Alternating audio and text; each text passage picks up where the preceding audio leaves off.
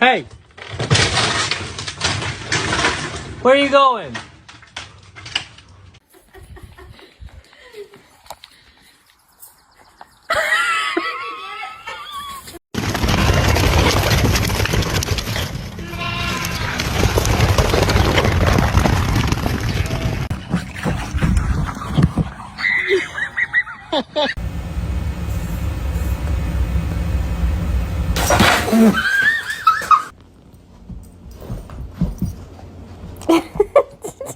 What a good sissy.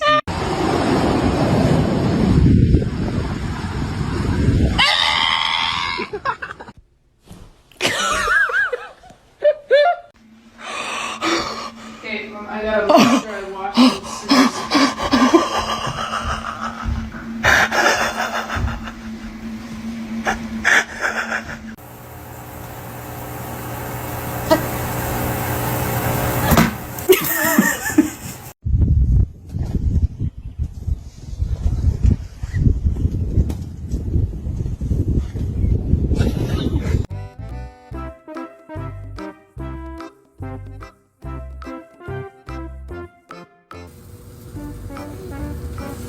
Hades, get out.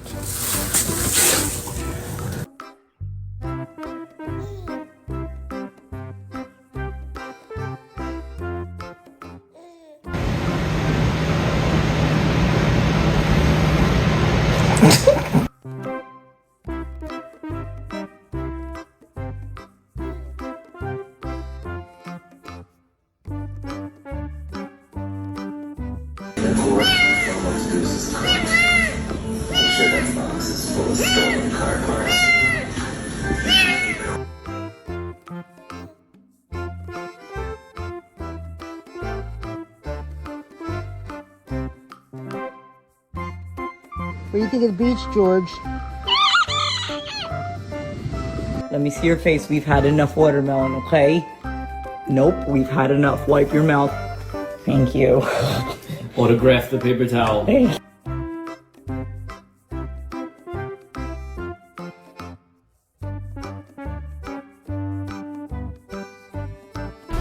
Morning, Stitch. Are you ready to get out of bed? No?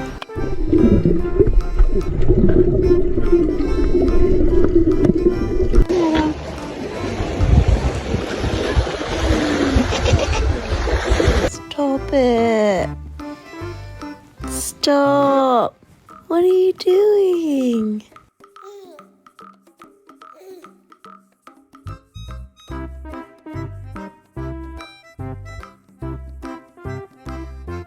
Bro, dude, what?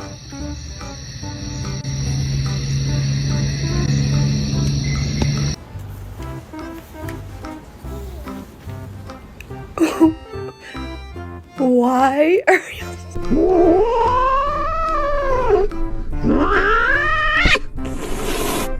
Thank you.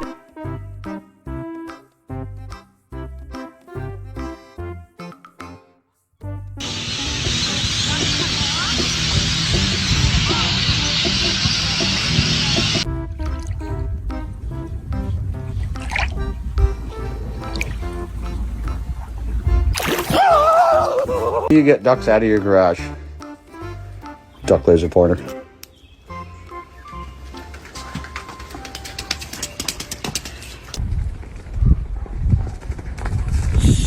Someone's gonna...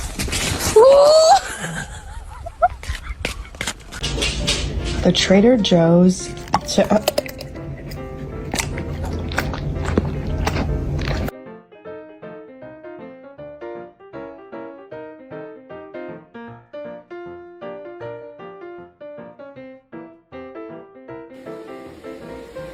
Hey Nash, wanna go outside?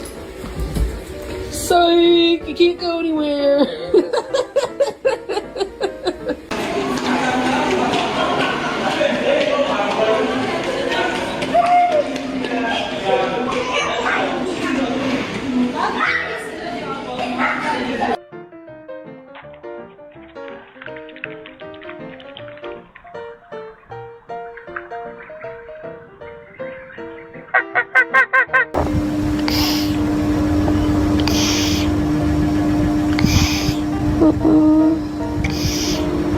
Bella. Girl, stop. Jesus Christ. Oh my God.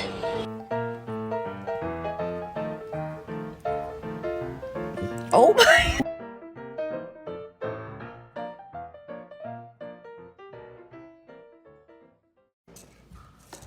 Oh, dang, Minnie.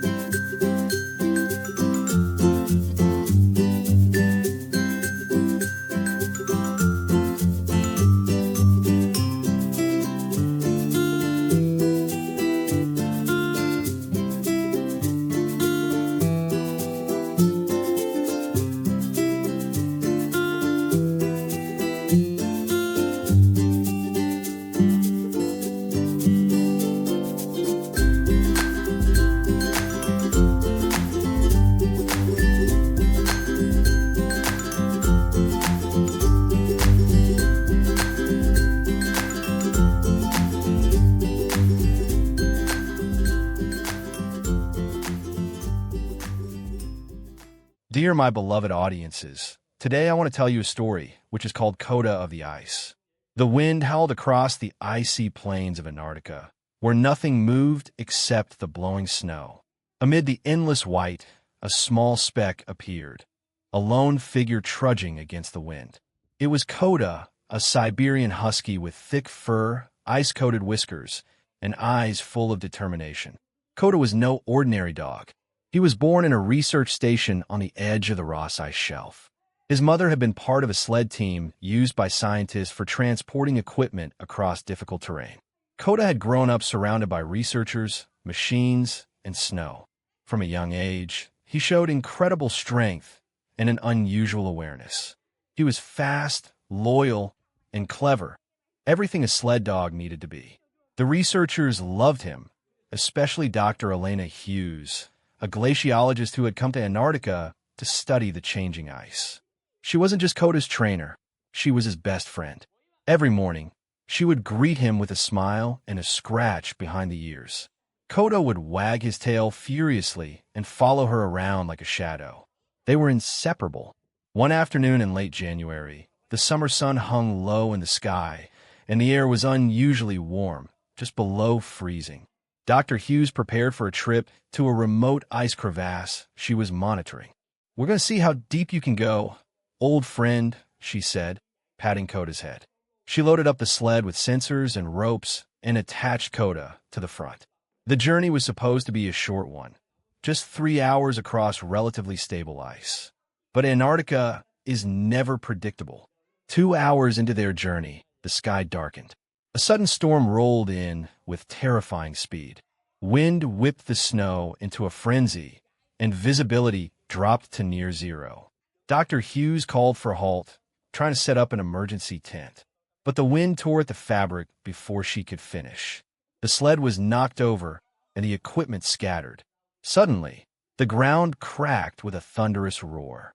A hidden crevasse opened beneath them. The sled, Dr. Hughes, and Coda were thrown into the air. Coda landed hard on a ledge several meters below, his side bruised but unbroken.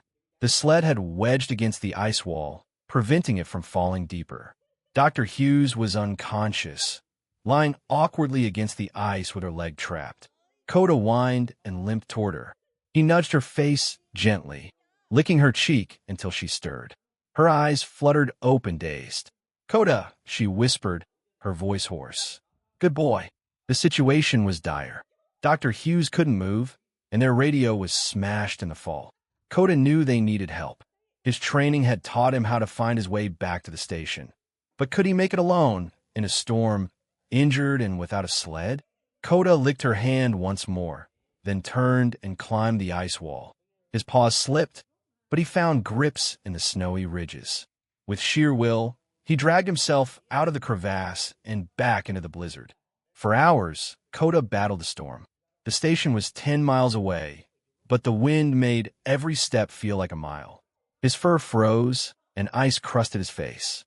He passed landmarks, flags, buried equipment, and old trails, but they were hard to recognize under layers of snow.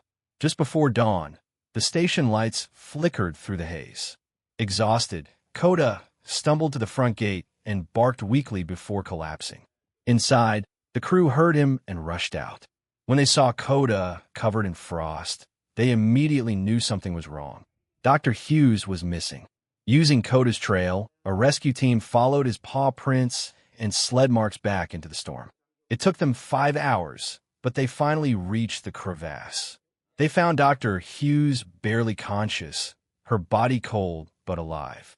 They pulled her out and rushed her back to the station. Dr. Hughes recovered after several days, thanks to Coda's bravery. She later said, "He didn't just save my life. He reminded me that even in the coldest, loneliest place on earth, loyalty and love burn brighter than the sun." Coda became a legend at the station. They built him a small, insulated shelter and gave him a silver tag that read Coda the Brave. Scientists from around the world who visited the station would take selfies with him, and he never seemed to mind the attention, as long as Dr. Hughes was close by. In the years that followed, Coda continued to work with the sled teams, training younger dogs and leading missions. But he was most content sitting beside Dr. Hughes during her long hours of data analysis, quietly watching the snow fall beyond the glass. And though the Antarctic storms continued to rage, the heart of one husky made the frozen land feel just a little bit warmer. If you like this video, please leave a like and a subscribe. It will really help our channel grow. But if you don't like it, then just skip it and don't forget to check out our other videos. Thank you very much and goodbye.